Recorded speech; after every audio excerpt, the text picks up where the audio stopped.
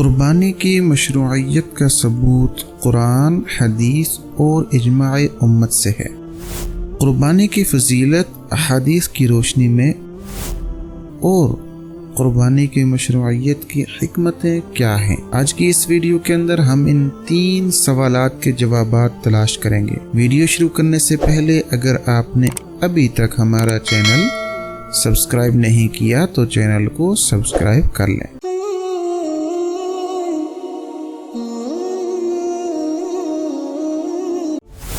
بسم اللہ الرحمن الرحیم۔ قربانی کی مشروعیت کا ثبوت۔ قربانی اسلامی عبادات میں سے ایک عظیم عبادت ہے جس کی مشروعیت قرآن، حدیث اور اجماع امت سے ثابت ہے۔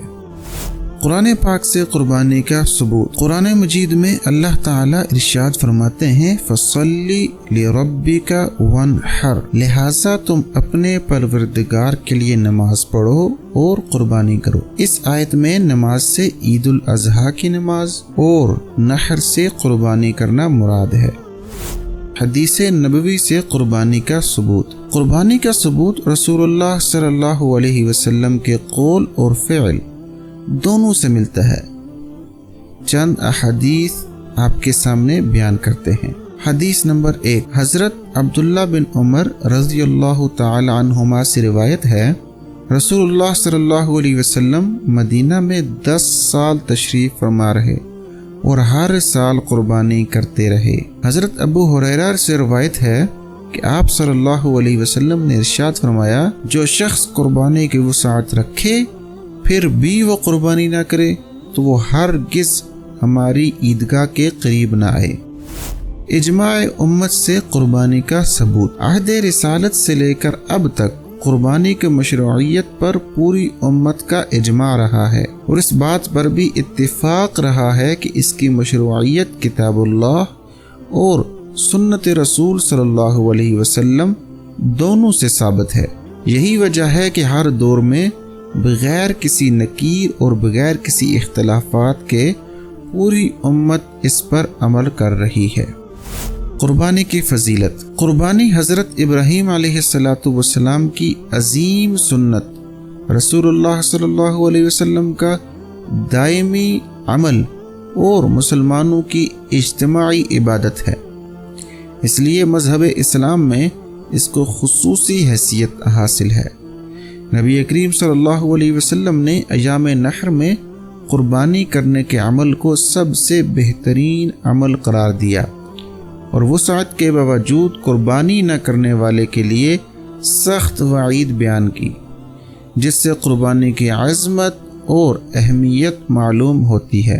حدیث نمبر 1، حضرت عائشہ رضی اللہ تعالی عنہما سے روایت ہے کہ آپ صلی اللہ علیہ وسلم نے ارشاد فرمایا، آدمی کا کوئی بھی عمل جو قربانی کے دن کیا جائے اللہ تعالیٰ کے نزدیک جانور کا خون بہانے سے زیادہ پسندیدہ نہیں ہے، اور بلا شبہ قیامت کے دن قربانی کا جانور اپنے سینگوں، بالوں اور کھروں کو لے کر آئے گا، اور بلا شبہ جانور کا خون زمین پر گرنے سے پہلے ہی اللہ تعالیٰ کے نزدیک مقبول ہو جاتا ہے، لہٰذا تم خوش دلی سے قربانی کیا کرو۔ حدیث نمبر 2، حضرت زید بن ارقم سے روایت ہے کہ آپ صلی اللہ علیہ وسلم سے دریافت کیا گیا، یہ اللہ کے رسول صلی اللہ علیہ وسلم ان قربانیوں کی کیا حقیقت ہے؟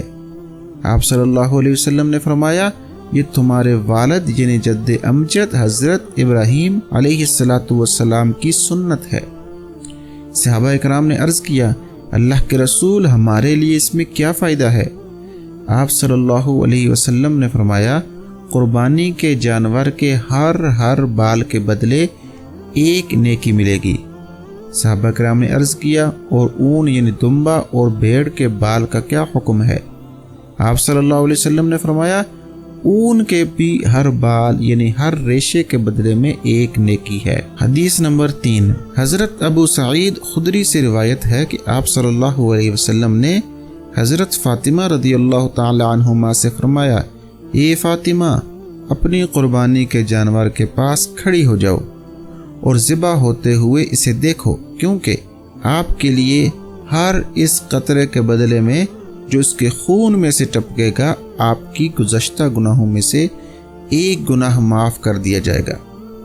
حضرت فاطمہ رضی اللہ تعالیٰ عنہما نے عرض کیا، اللہ کے رسول، کیا یہ فضیلت ہم اہل بیت کے لیے خاص ہے یا ہمارے لیے اور سب مسلمانوں کے لیے؟ آپ صلی اللہ علیہ وسلم نے فرمایا، یہ فضیلت ہمارے لیے اور سب مسلمانوں کے لیے ہے۔ قربانی کی مشروعیت کی حکمتیں۔ قربانی میں کئی حکمتیں پوشیدہ ہیں۔ نمبر 1، قربانی کے عمل سے حضرت ابراہیم اور حضرت اسماعیل علیہ السلام کی یاد تازہ ہوتی ہے، اور ان کی زندگی سے ہمیں یہ سبق ملتا ہے کہ ہمیں اپنی جان اور مال کی پرواہ کیے بغیر اللہ تعالیٰ کو راضی کرنے کی کوشش کرنی چاہیے۔ نمبر 2، جو لوگ حج کرنے جاتے ہیں وہ 10ویں ذی الحجہ کو مینا میں اللہ تعالیٰ کی رضا کے لیے قربانی کرتے ہیں۔ تو جو لوگ وہاں نہیں جا سکے ہیں، ان کو اللہ تعالیٰ نے یہ حکم دیا ہے کہ وہ قربانی کر کے ان حاجیوں کی مشابہت اختیار کریں تاکہ ان کے دلوں میں بھی حج کا شوق پیدا ہو۔